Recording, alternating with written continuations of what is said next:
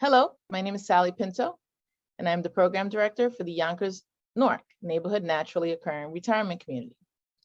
We serve seniors 60 plus in Northeast Yonkers. We are under the auspices of WJCS and the Yonkers Office for the Aging. We also have a resource specialist and a nurse on staff. We conduct virtual programming in partnership with the Yonkers Public Library on a daily basis. Enjoy the program. Hi, everybody. It's so nice to see all your screens again. Like Sally said, I look forward to gathering in person once again, eventually. But for now, this is so wonderful to get together with everybody this way. My name is Alyssa. Again, I work for Feeding Westchester, and I teach a program called Just Say Yes to Fruits and Vegetables. We'll be here for about 45 minutes to an hour, and we're going to do a little lesson and then a recipe demonstration. Today, we're going to talk about my plate, and then we'll be doing a recipe called sweet potato and apple stir fry. I think the recipe and a handout will be made available to you. You should get your very own recipe and my plate handout. And please stick around till the end. I have a little survey that if you wouldn't mind filling out, that would be wonderful. You don't have to, but it just helps us to gauge these workshops and make them the best that they can be. This is a safe learning environment. Nobody will be called on, but it is really so wonderful when you participate. Everybody gets so much more out of the workshop, but it's voiced by choice.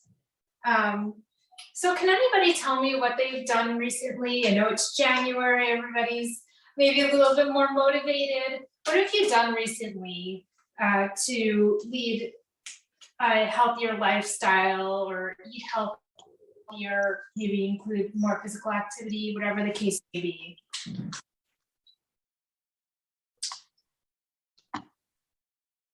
Oh, Sally says she's tried new recipes. And by the way, guys, if you see me looking down, I'm not being rude and texting. I'm just looking actually down at the chat box. But I would love to hear your voices. Okay. However, if you're comfortable with the chat box, that's fine as well. I've been cooking more, eating out less, and preparing lunches for work.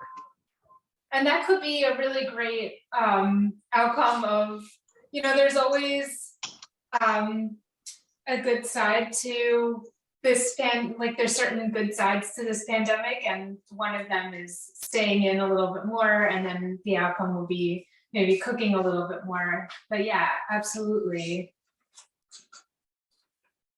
Anybody else? Oh, Jackie said she went more plant-based. That's great. So plant-based is wonderful. It doesn't necessarily have to mean that you went vegetarian or vegan. It just means maybe making more of your plate fruits and vegetables. And we're actually talking a lot about that today. Anybody else want to share? Okay. So then we'll get started. Has anybody seen this before?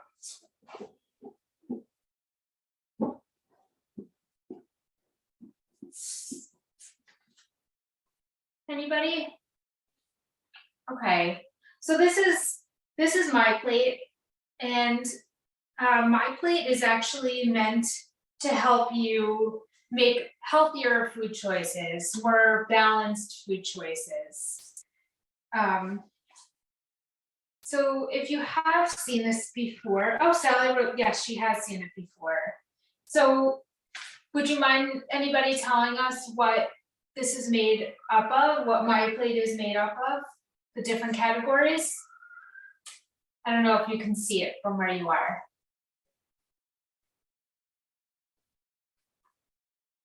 So the different categories that my plate is made up of are fruits, vegetables, grains, proteins, and a dairy. This is what we should aim to achieve to make up each meal. But it doesn't have to be so strict. We can, if we're people who maybe like to eat some smaller meals throughout the day, maybe you're eating 4 to 6 smaller meals throughout the day, we can be a little bit more flexible and think about maybe what we didn't eat at a certain meal and what we can eat maybe at a snack time. So we're just trying to make half of our plate fruits and vegetables, and the other half of our plate grains and a protein, and having a dairy source as well. So when we think about breakfast time, can anybody tell me? And also, like I said before, if you are somebody that doesn't like to eat such a big meal each time that you eat, you don't have to include each one of these categories, because we could think of breakfast as maybe you're eating breakfast at 8 a.m. and then maybe you're having a snack at like, maybe you got hungry again at like 10:30 a.m. and then maybe you're having lunch. So maybe you're having another little something here, and then maybe you're having lunch at 1 p.m. And then maybe you're having a snack at, I don't know, we'll say 3:30 p.m. And then dinner time, we'll say that's at 6:30 p.m. I just wanted to set it up that way so that you don't feel that you have to put all of these categories into each meal, although you can, and it is possible. And we'll talk about ways to incorporate all of these categories into one meal as well. So can anybody give me an example of what a breakfast might look like?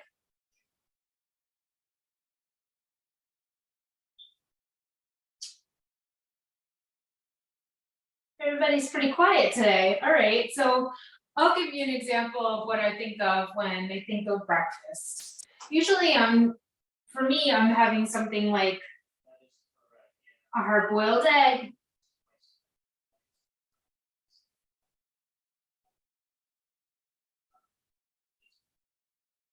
so that would be my protein. And then I might have a slice of toast. I might have a slice of what would somebody suggest? What kind of toast might I have? Oh, Jackie wrote she might have oatmeal or an egg with plant-based sausage. That's a great idea. It sounds really tasty.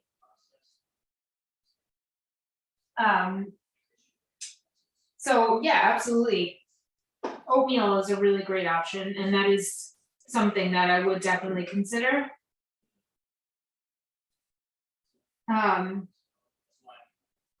And then, so maybe that's all I'm having at breakfast time. Maybe I'm just having my oatmeal with my hard-boiled egg.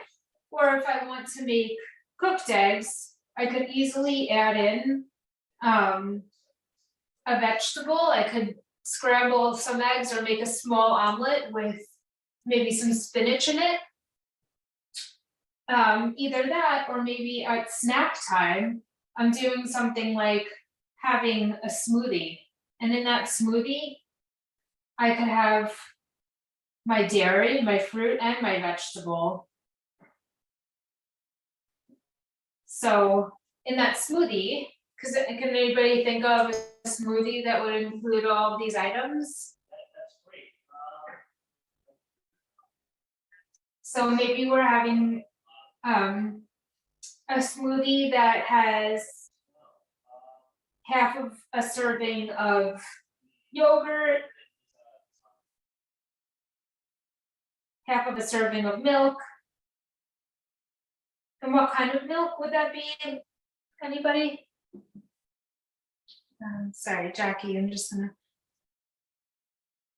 Yeah, definitely. Jackie said a smoothie with yogurt and some greens. And Sally said low fat or skim milk. Absolutely. That's what I was hoping that somebody would answer. And Jackie wrote oat milk or almond milk. Absolutely. And Z, definitely yogurt. So absolutely, these are all great additions to your smoothie. So you could do, like I said, half a serving of yogurt, half a serving of a low fat milk. If you prefer almond milk or oat milk, that's fine. Especially if you have some kind of dairy allergy, maybe you're using a yogurt that's a non-dairy yogurt. And somebody else said that you could add flax seeds, absolutely. And for Jackie wrote that she saw a recipe to take greens and blend them into an ice cube tray and use them in a smoothie. That is really such a great idea. I think I used to do stuff like that, and I actually, since having kids, I actually think I forgot to do things like that. But that is such a good idea and something that I want to implement again. So thank you for that idea. That's a really great idea because it is not, to me, I like when smoothies are cold. And another idea would be to even, Nina and Chris wrote fruit and chocolate. Another idea would be if you're adding fruit to this smoothie, which is what I would recommend, I would use frozen fruit or freeze your fruit if you have fresh fruit that's maybe starting to get a little too ripe. I would just prepare it and stick it in the freezer. Something like a banana, absolutely peel it before you freeze it, stick it in a plastic bag, like a Ziploc or something, and stick it in the freezer. And that's a great way to cool down your smoothie, give it that nice icy texture that I think most of us like in smoothies. But something else that would do that, like Jackie said, is using blending up the greens and freezing them in advance. So instead of maybe using ice, you're using frozen ice cubes of blended greens. And believe it or not, if you do add things like greens, especially like a nice, more flavorless green, like spinach or something like that, it really, if you want it to be a sweet smoothie, it really won't impact the flavor. It won't change the flavor of the smoothie at all. I used to make like banana and spinach smoothies all the time. And yes, it turns it green, but you don't notice the taste of the spinach at all. And it's just a really great way of getting in your serving of greens. Sally wrote, that's a good way to get kids to eat their vegetables. Absolutely. It's a really great way. As long as the kid is okay with drinking the smoothie, then absolutely.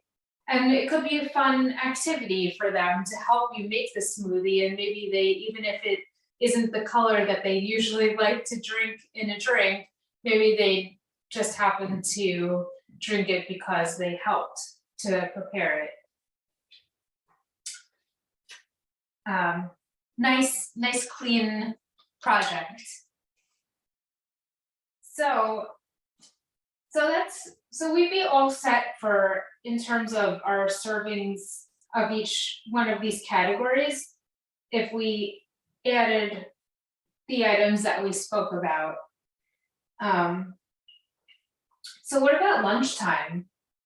And again, realizing that there's always snack time at 3:30 or whatever time later in the afternoon to make up for a category that you might leave out. Any suggestions? Definitely. The Reed Family 5 said chicken salad. Absolutely. So the chicken would be your protein.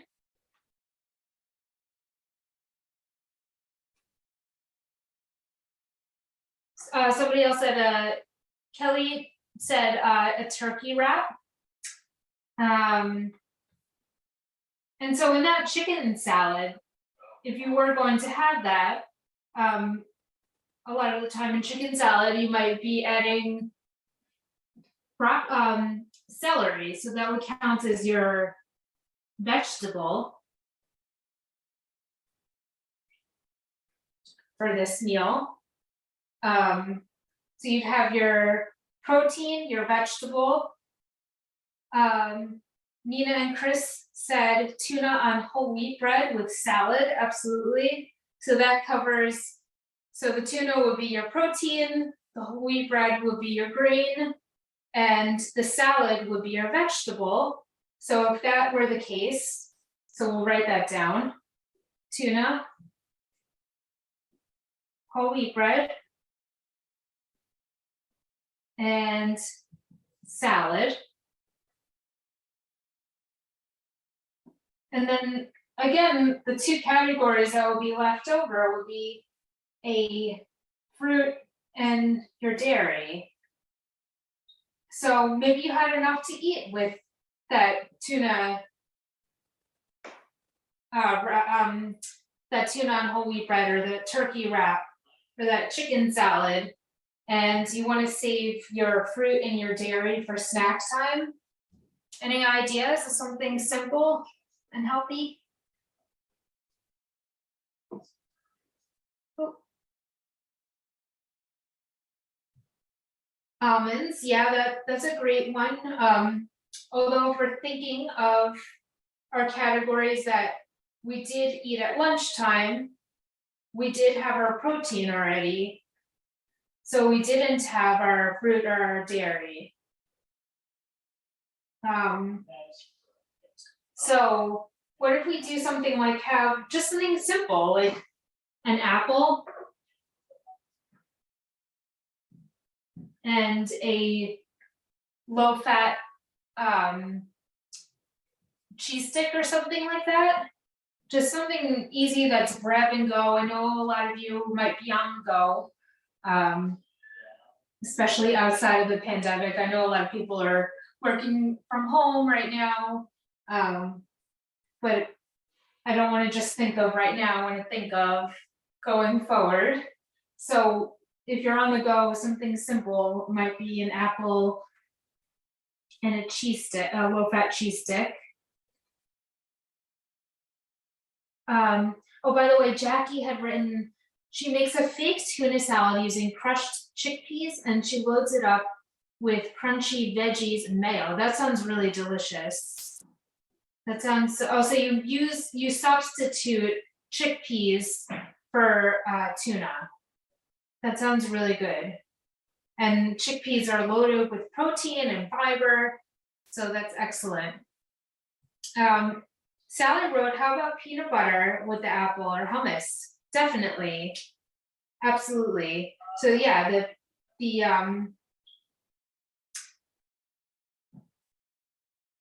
I think that's a really great idea. Oh, Jackie wrote she's still from Mississippi vegan.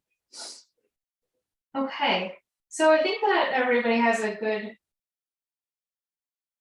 idea of what they would have for breakfast and lunch and their snacks.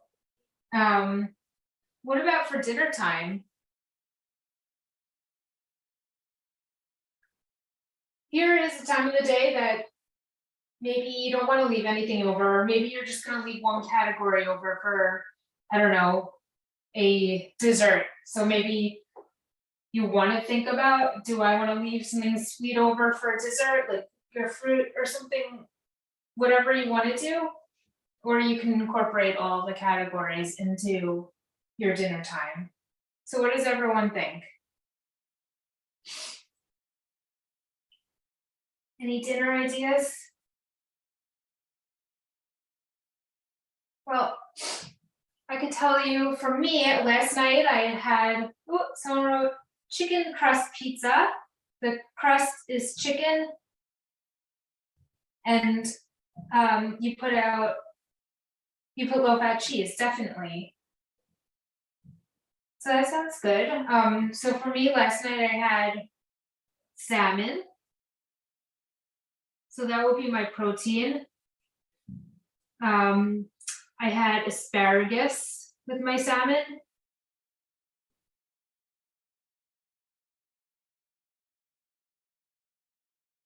And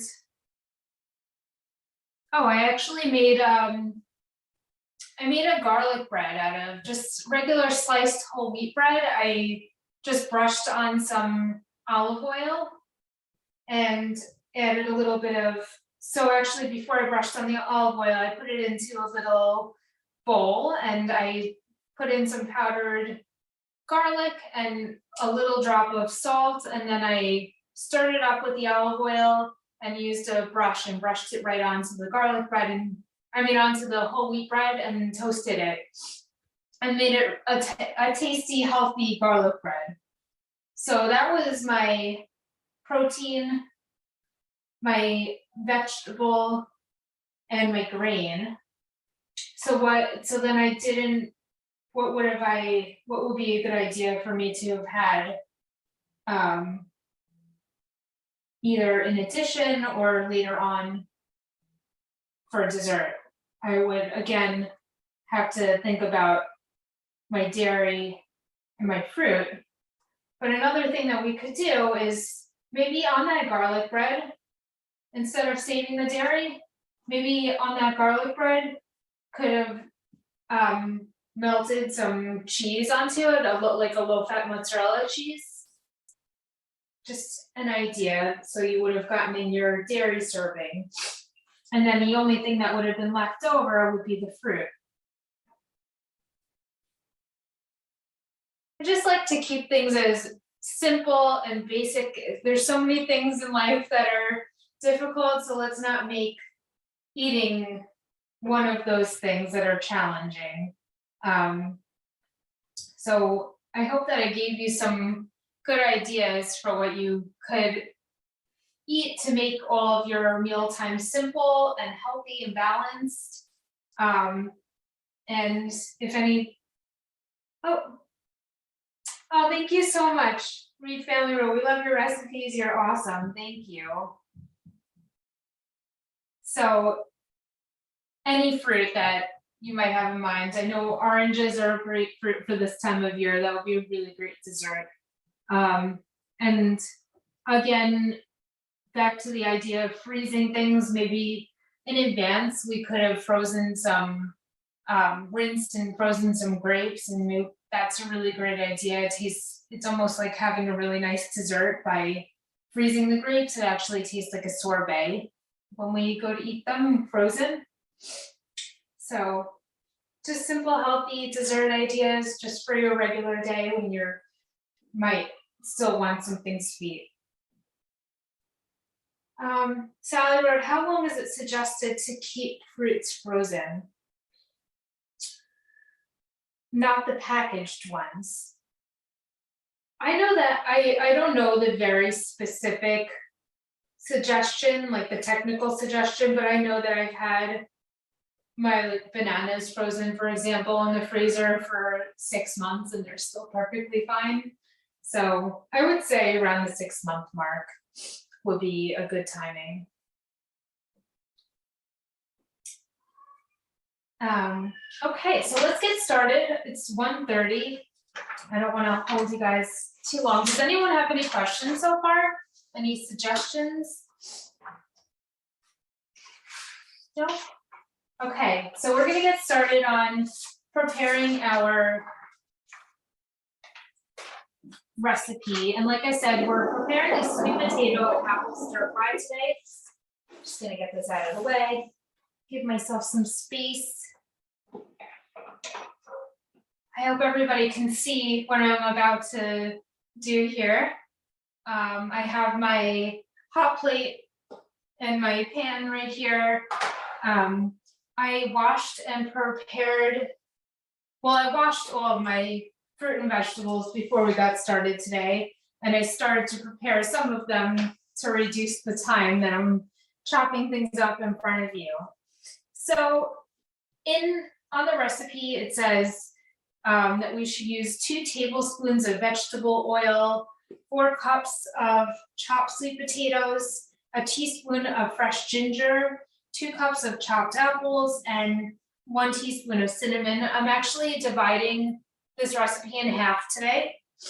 So I'll be doing the 1 tablespoon of the oil, 2 cups of chopped sweet potatoes, a half a teaspoon of the ginger, 1 cup of the apples, and a half a teaspoon of the cinnamon. So before we got started today, the sweet potato takes a little bit more time. Nina and Chris wrote, how long can you keep things chopped up before they are not fresh anymore? I would say about 2 to 3 days in the fridge in an airtight container.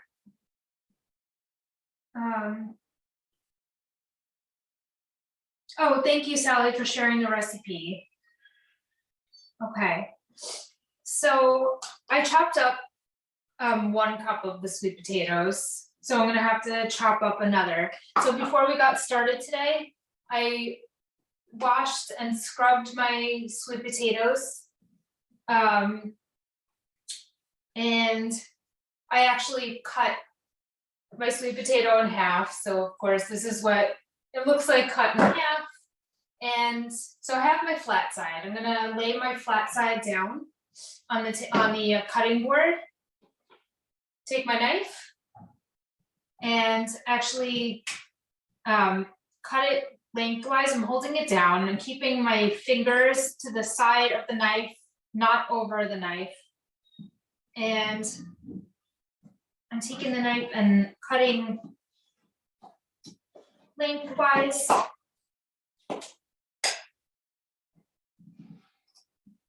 And I just want to be able to chop up 1 more cup of sweet potatoes.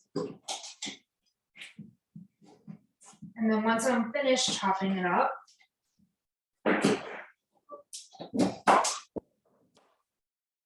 another idea I had while chopping these before, since it is a little bit difficult to chop raw sweet potatoes, the recipe doesn't say it, but remember that these recipes are always your own. Something that I will probably do in the future is cook the sweet potato a little bit first. So I would probably heat my oven, preheat it to about 400 or 425 and cook the sweet potato for about 30 minutes to get it slightly softened to make it a little easier to chop up, and it'll also decrease the cooking time once you put it in the pan, that is.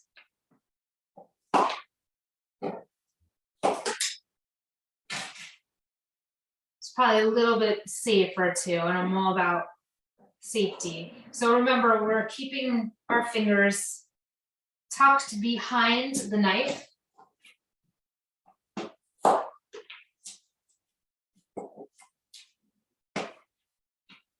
Okay, and then I'm just turning it horizontally. Reed Family 5 said, are glass containers to store chopped food better than plastic? I prefer glass containers as suggested, but I don't want to prevent anybody from using whatever they have available to them. But most definitely, especially if the container is BPA free, any container should be okay. But the glass containers may actually seal out the air a little bit better. So that is maybe a benefit of using the glass container as opposed to plastic. So if you have the glass container available to you and the air is sealed out a little bit better, then absolutely I would use the glass as opposed to plastic. Okay, so like I said, I turned it horizontally, and now I'm just chopping across so that I have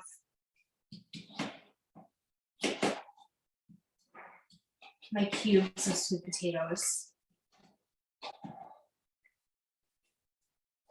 Okay. So I'm going to now heat my oil so I can add in the sweet potatoes, and then I'll chop up the apple. Okay.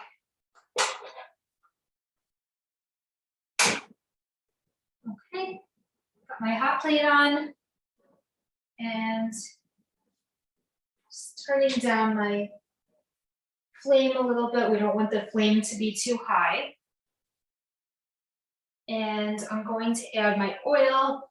I have canola oil here today. It says to use vegetable oil if you wouldn't mind the flavor of olive oil. You can also use that, whatever oil you have on hand. So I'm just gonna wait for the pan to heat up a little bit, a couple more seconds.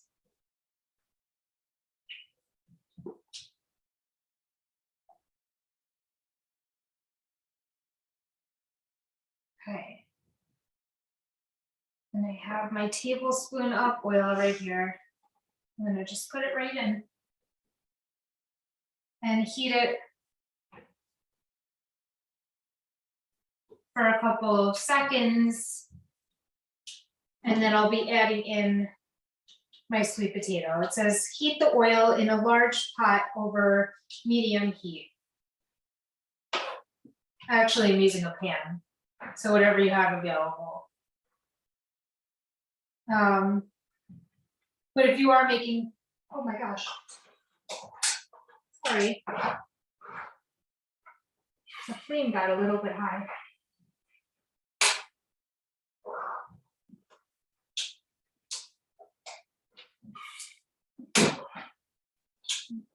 Okay. Sorry, my flame got a little bit high. All right, I'm turning it all the way down. Okay, so I'm adding my sweet potatoes.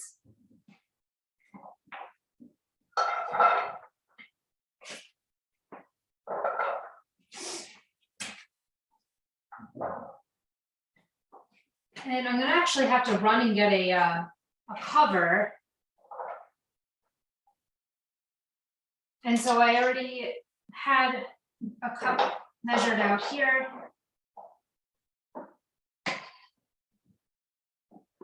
I'm gonna run and get a cover so that this cooks faster.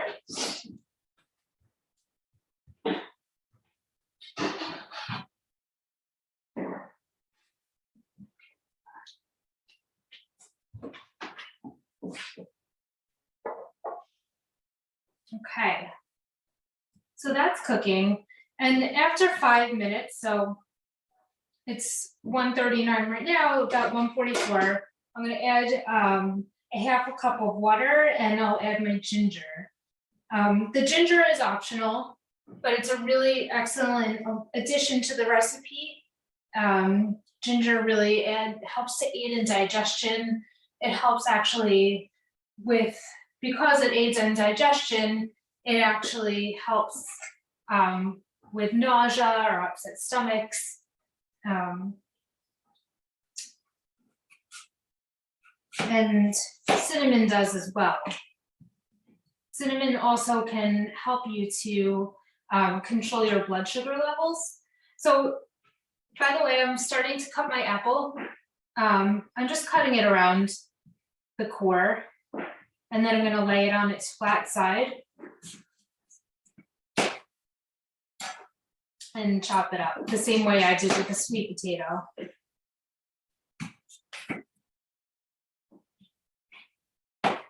So I'm laying the apple on this flat side.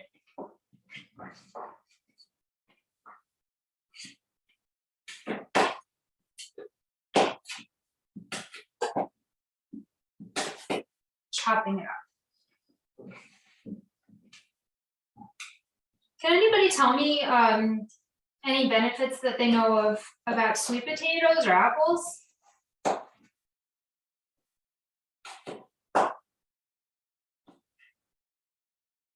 Let's see if anyone's writing anything in the chat box. Oh, thank you, Sally. Move the paper.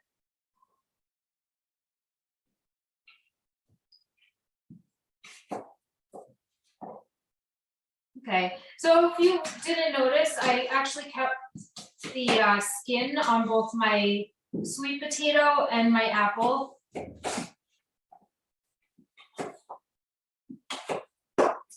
And I did that because, oh, Yep, Sally wrote apples fill you up faster and they have a lot of fiber in them. Absolutely. That's exactly what I was about to say. So apples are really high in fiber, and so are sweet potatoes. And I encourage you to leave the skin on your potatoes because they have so many excellent vitamins in them, and it helps to increase the fiber content. So let's see, I need 1 cup of chopped apples. So let's see if I have a cup of chopped apples from this apple that I cut. So try and turn off this flame. Uh-oh, my flame went out.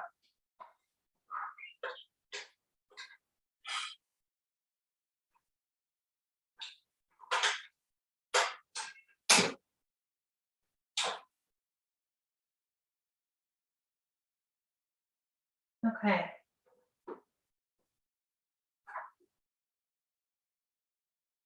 Mary wrote, pears are delicious too, and they're even more fiber than apples. Absolutely, I love pears, for sure. And it's one of my favorite recipes that I may have, if you guys have come to any of my other workshops, I probably prepare for you. It's called an autumn fruit salad. It actually has pears and apples in it, and it also has bananas and grapes. So they can even be great in combination. So I have my cup of apples here, and I'm going to look back at my recipe. It says to add the half a cup of water and the ginger. So let me just get the ginger ready. Does anybody know any good tricks for preparing ginger? So to prepare ginger, we actually take a spoon and we just use the spoon to help. I don't know if everybody can see, so I'm going to come closer to you. Uh-oh, this is getting too. Okay.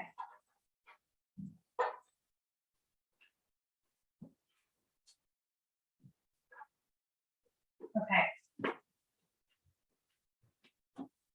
So I'm taking my ginger and I'm actually going to take my spoon, and you could see that's how I'm actually going to peel my ginger, just by taking the spoon. I hope you could see. And I think that a lot of people may not eat ginger because they just don't know how to use it. So we just keep peeling the skin off with the spoon until we go all the way around. And then I'm going to show you how you would chop it up.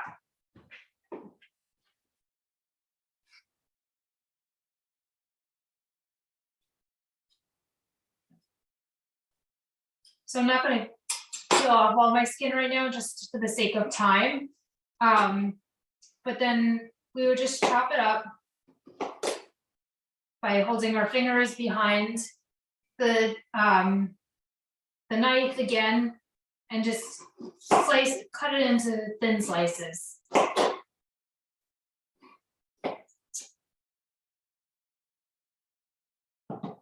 Sally said you learned something new.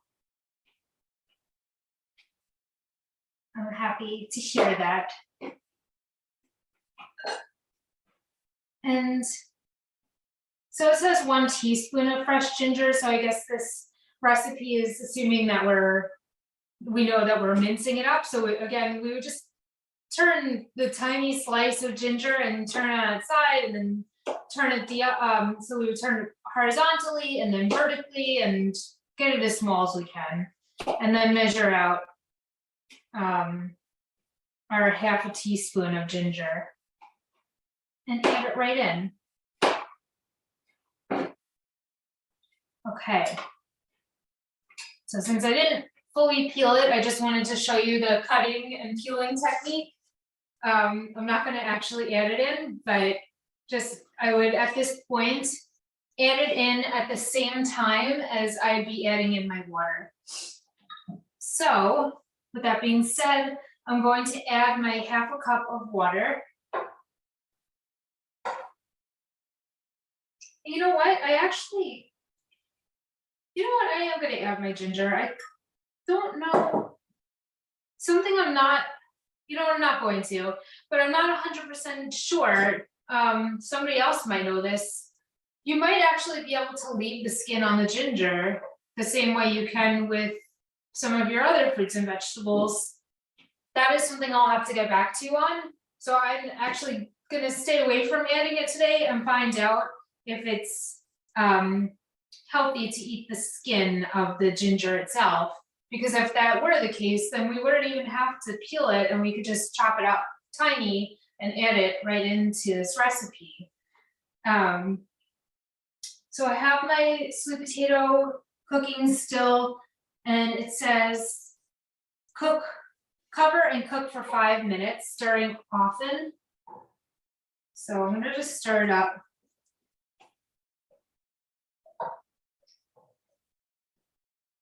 So let's pretend 5 minutes went by, just because I don't want to keep you guys here so long. And I'm going to add my apples. It says, we're going to pretend that we let this cook for 5 minutes. And then we're going to add our apples and our cinnamon and cook for 10 minutes. So just like that.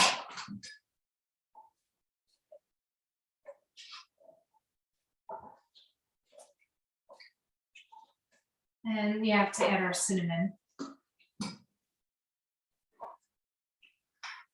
So it says to use 1 teaspoon of cinnamon. Since we cut the recipe in half, we would use 1/2 teaspoon.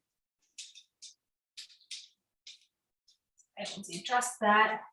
I would probably still use the full teaspoon of cinnamon just because I love cinnamon. And again, these recipes are your own.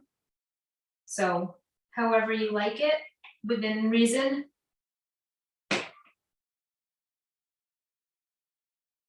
Yeah, Z wrote cinnamon is nice in tea, absolutely, and so is ginger. So, and the combination is a really great combination, and the two of them actually have a lot of antioxidants and anti-inflammatory properties in them. So they help you to both prevent sickness and help you to feel better when you're not feeling well. So we're just stirring up the sweet potatoes and the apples.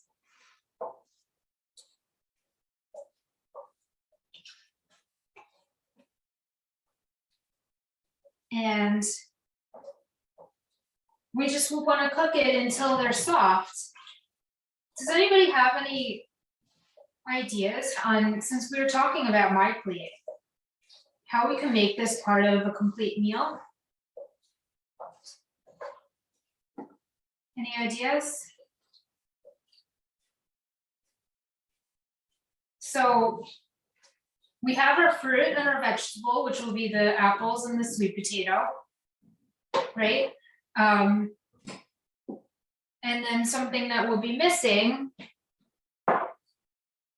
would be our protein, right? So I was thinking that as our protein, we could use walnuts. I think that would really taste delicious with the sweet potato and the apples and the cinnamon. And then once it's all cooked, so we could add the walnuts really right in while it's cooking. So we'll just take them out and can leave them just as is, or crunch them up really small and add them right in. So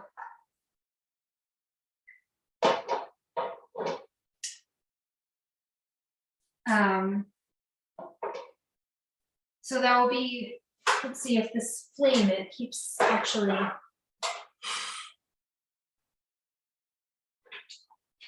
going too low.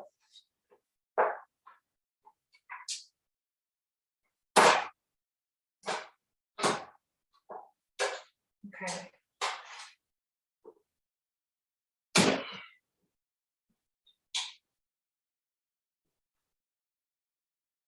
Okay, so I added my walnuts, that would be the protein.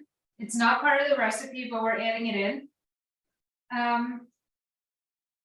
Whale and Gordon said, or Wally and Gordon said, cinnamon, ginger can be used as a combination for sure. They use it in everything and they sneak it into recipes, not to overpower, but it has been 2 secret ingredients. They make Venezuelan pernil yesterday and ginger and cinnamon went in. And zested and grated the ginger. Love, love, love. It sounds really delicious. Thank you for sharing that, Wally. Fanny wrote, can we use different types of apples? Absolutely. I highly encourage using a variety whenever you have the opportunity. You never know when one fruit or one variety of a fruit has a slightly more of one vitamin than the other. Why not? Absolutely. Varieties, the spice of life.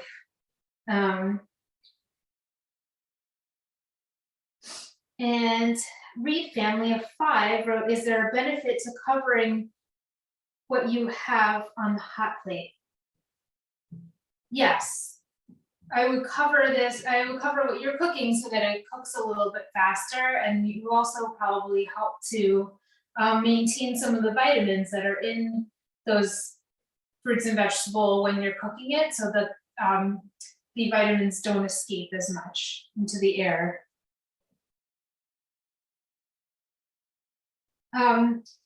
Reed Family of 5, you wrote that sometimes you can't find a lid to put on top. That's fine.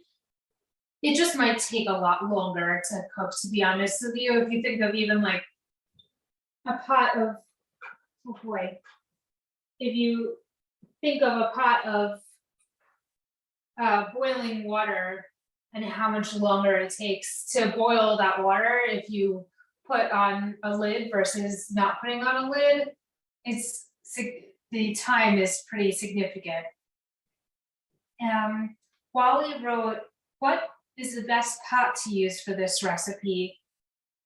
To be honest with you, it depends on the amount of the recipe that you're going to make. Are you going to only make half of the recipe like I did today? You could use a pan, that's fine. But if you're going to make the full recipe, as you might be able to see, almost at the top of this pan, well, I would say about a little bit more than a quarter way of this pan. I probably wouldn't want to fill it up anymore just for when I'm stirring the recipe. I want space to be able to stir. So if I'm making the full recipe, I probably want to put it in a pot, a bigger pot, so that I would have space to stir. How much longer should you cook it? Would or should it cook for a minimum if uncovered? I would say it might take like triple the amount of time. I've never tried it that way, but I would say it would, because it takes a while even covered to cook.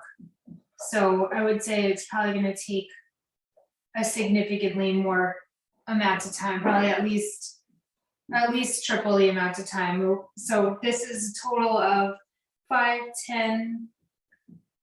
It's supposed to be finished. This is supposed to be finished in a total of about 20 minutes cooking time. If you're to cook it uncovered, it would probably take more like an hour. So I definitely suggest using a cover, a lid, because we want to encourage ourselves to cook these healthy recipes, and the faster and easier they are to prepare, the more likely it is that we won't just do it one time. We'll do it multiple times. Read. Oh, thank you. Somebody wrote, Miss Love wrote, thanks so much for this amazing workshop. How can you make food crispier? Use an air fryer? Absolutely. If you have an air fryer in your possession, then definitely. And May wrote, this is definitely a recipe I can have the kids join in. Absolutely. And zero fun for the whole family. Absolutely. And props to Z and Sally for choosing this recipe today. So great recipe, thank you. So does anyone have any questions? You could see, let me turn this off and bring it up to the screen so you can see what it looks like all. I'm gonna actually put it into the bowl. It could probably cook a little bit longer, but I don't want to keep everybody here just, you know, watching it cook. But so you have a good idea, I'm going to put it in this bowl so you can see what the almost end result looks like. And by the way, my one other idea to really make this part of a complete recipe, complete meal would be at the end, maybe sticking the whole thing over some yogurt. That would be your dairy. So you'd have your fruit, which will be your apple, your vegetable, which would be your sweet potato, your walnuts, which would be your protein, your dairy, which could count both as another protein source and a dairy source. And then the only thing that you wouldn't have would be your grain. So if anybody had ideas for a grain that would go with this, that would be a great idea too. Reed Family 5 wrote, could you add cheese as dairy? Absolutely. There are definitely cheeses out there that might taste good with this. It will probably, I wouldn't say like a cheddar cheese, but maybe something like a goat cheese or something like that. That would probably be excellent. So let me show you what this looks like. There you go. Your potato and apple stir fry with added walnuts.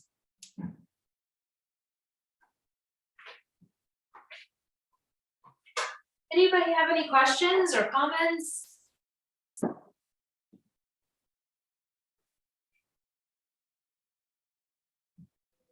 Yes, very yummy.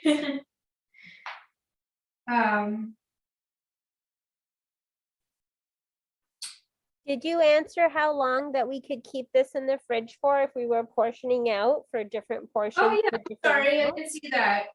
I would say about 3 days. Okay, that sounds good. Yeah, because sometimes we want to make lunch in advance or dinner in advance, so we don't always have to be cooking every day.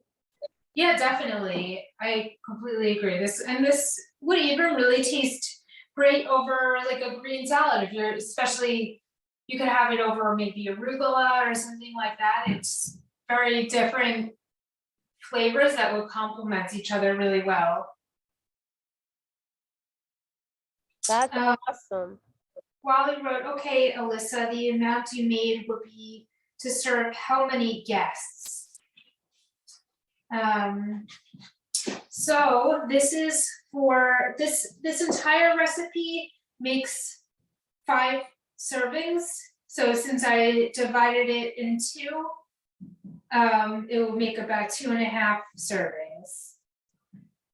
And keeping in mind that you could have potentially more than 1 serving of it, it just you would have to take it into consideration with your full day of your personal calorie and energy allotment for the day. And May wrote, could it be frozen? If so, how long? And do you suggest Ziploc or Tupperware to better store it? Wally wrote, he would eat the bowl for itself. So definitely, it could be frozen. Just when you reheat it, it'll probably just get even softer. And I would say it'll probably be great frozen for about 6 months and reheat it. And then do I suggest a Ziploc or Tupperware to store it? I would say a Tupperware will probably be a better choice. Just my own personal suggestion, no specific rule that I'm following, but I would say Tupperware. Hi, everyone. This is Z from Yonkers Public Library. Thanks so much to Sally Pinto and Alexis and Barbara from NORC. Thank you to our community partners, WJCS, the City of Yonkers Office for the Aging, Westchester County Legislator Ruth Walter, Friends of Crestwood Library, and Yonkers Public Library for making this phenomenal partnership. And we thank each and every one of you for being part of our wellness community. Be well, stay well.